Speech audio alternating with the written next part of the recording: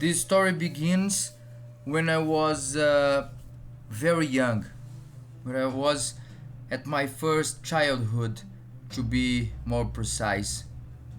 I remember watching the anime Dragon Ball for the first time.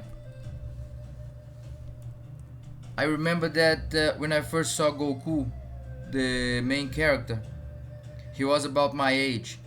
He was a small kid, and watching him grow, it made a large impact in myself, in the way I looked at reality. But at first, in the first years of my childhood, I didn't uh, I didn't have that idea. I just watched because I thought it was amazing and fun to watch and all that.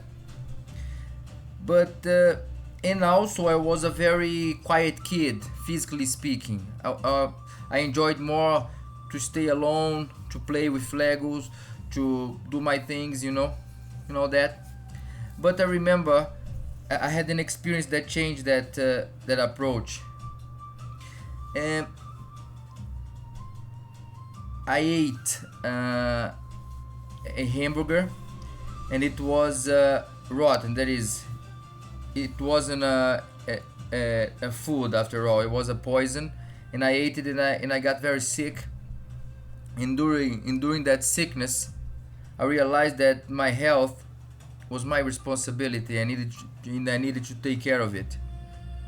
I was only 11 to 12 years old, but that really had a large impact in my life, in the way I looked at it. And also back then, I was being bullied a lot at school, so I decided to do something. And by my own volition, I went to a karate dojo, and I began to understand martial arts. But before, I just enjoyed watching it on cartoons and all that. But in movies, I love Jack Chan, Bruce Lee. But then I began to practice it.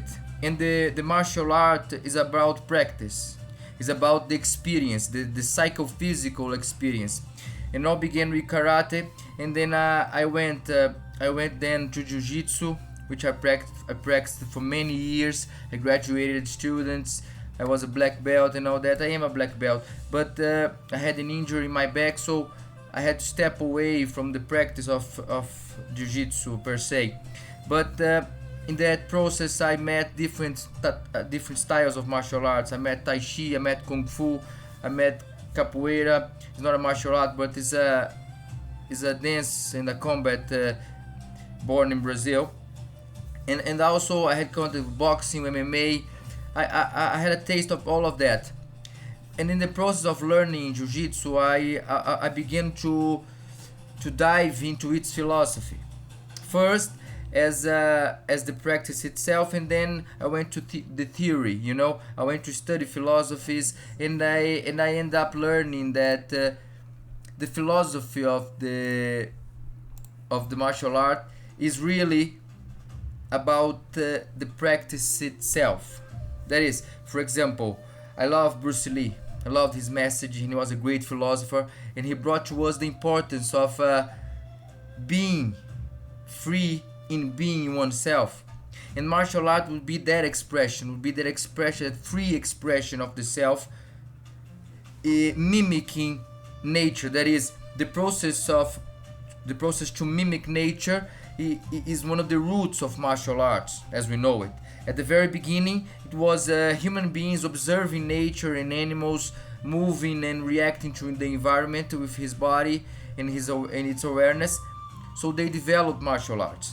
The Eastern culture is very rich in that aspect, and we have the root of a lot of those arts in the East. But the thing is that in this process of understanding the martial arts, I got to the knowledge of the Shaolin monks, and I was mesmerized by their technique, by their effort, by how they can take their psychophysical level to the highest power. It's amazing how they endure pain, how they are disciplined, how they let go, how they allow themselves to just dive in the practice of meditation, of self-study, of philosophy, of searching for the expansion of consciousness through the psychophysical level. That's amazing, my friends, and each and every person should experience that once or more in their lives. That type of quest, not a quest to achieve something, but to be present at every moment, practicing an art or whatever. Because martial arts, they're related to violence and all. For example, when I was practicing jiu-jitsu in other martial arts, I didn't do well in competitions. I felt very bad during competitions, before competitions and all that, and I had bad experiences in competitions. But then I understood that the practice of martial arts is not about competing, not about learning to apply violence, but to know oneself, to dive into oneself, and to allow oneself to express freely.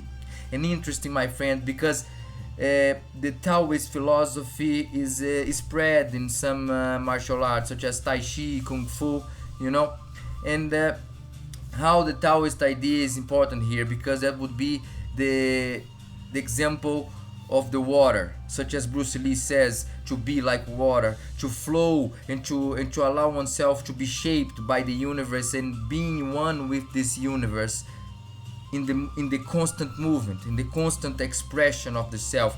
I'm very grateful for the opportunity to have learned martial arts and keep practicing it. And now I understand it as a dance with myself, with and ultimately is a dance with the universe itself. How beautiful that is. Every type of art is amazing, but martial arts holds a very special place in my heart, because they are one of the keys and fundaments of my discipline of life. The philosophy of life that I walk, the path of life that I walk, is based in a great part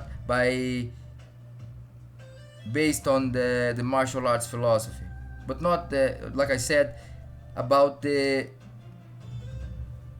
process of learning about oneself through the dance, through the discipline, through the repetition, through looking to be life in every breath.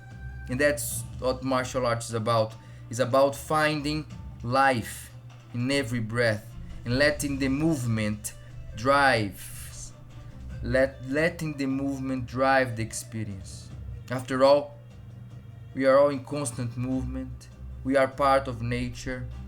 We are part of the alternated cycles of nature. We are one.